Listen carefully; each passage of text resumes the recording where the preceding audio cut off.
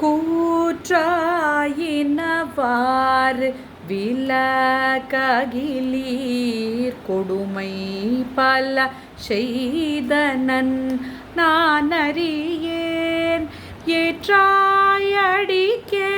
இரவும் பகலும் பிரியாது வணங்குவன் எப்பொழுதும் தோற்றாதென்வயிற்றின் அகம்படியே குடரோடு துடக்கி முடக்கிட ஆற்றேலடியே அதிகை கெடில விரட்டான துறை அவுமானே விரட்டான துறை அவுமானே.